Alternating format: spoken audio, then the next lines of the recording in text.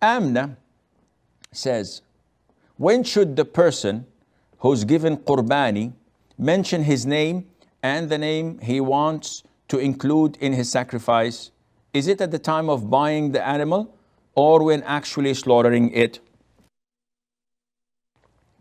Okay, first of all, let's do some translation. What's the meaning of qurbani? Qurbani is the Urdu way of saying udhiyah. The Muslims, the Arabs, consider it as udhiyah because this is how it is described in the Sunnah and in the books of fiqh. Qurban is a sacrifice.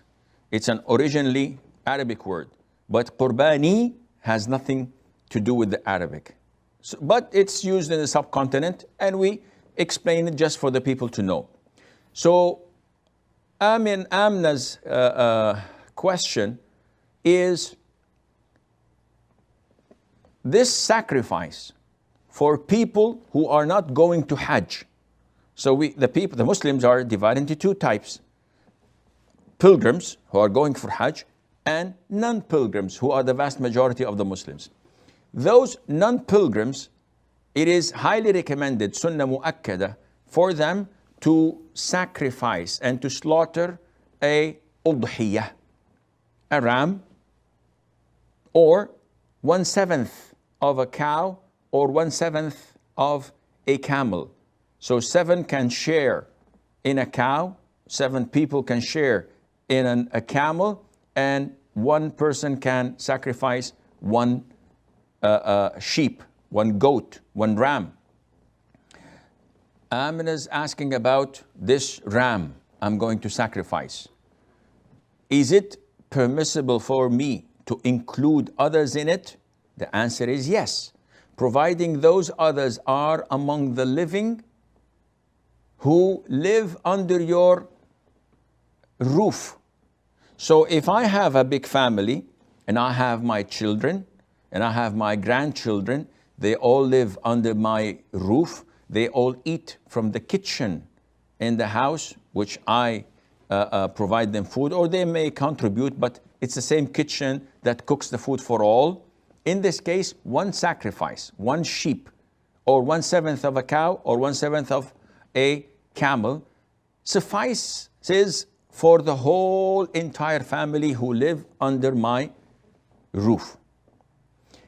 As for the dead, I also am entitled to include the dead. So I include in my same ram the living under my roof and those who have died, such as my father, my mother, my grandparents, my uncle, my cousins. Now, when do I have such an intention? Is it when I buy the ram from the souk, from the market, or when the actual slaughtering is done? The answer is when the actual slaughtering is done. However, do I have to say it? So before slaughtering, or before the butcher starts to slaughter, I say, listen, this is on behalf, and I get my list on behalf of so and so and so and so and so and so. Do I have to do this? No. Is it a sunnah? Some scholars say yes, because the Prophet used to say, this is on behalf of my family and the ummah of Muhammad. So uttering it is just a sunnah. It has nothing to do with the validity of your sacrifice. It has nothing to do with your intention. So what counts is my intention. So if I just go to the butcher and I say, listen, this is my sacrifice, slaughter it for me. And I don't tell him on who is it. This is sufficient. I don't tell him on who it is. This is sufficient. All what I need to know is that I personally know who is it intended for. And this would suffice, inshallah.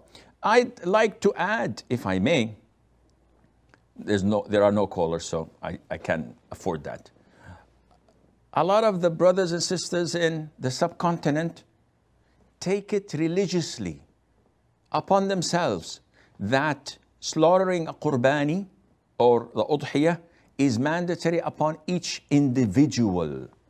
So you see a household with 10 people living under the same roof, under their father's roof, and they insist on slaughtering 10 sheep every single year.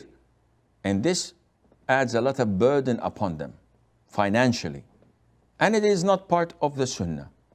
The sunnah is to slaughter one. This is sufficient and does the job. Now, if you're a millionaire, or if you are well off and you'd like to slaughter more, this is okay.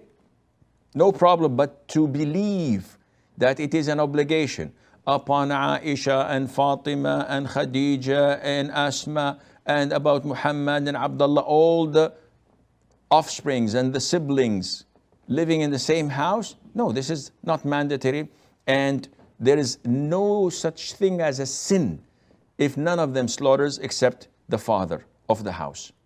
There's no sin at all. There is not even going against the sunnah. It's totally legit. So people could utilize the money elsewhere.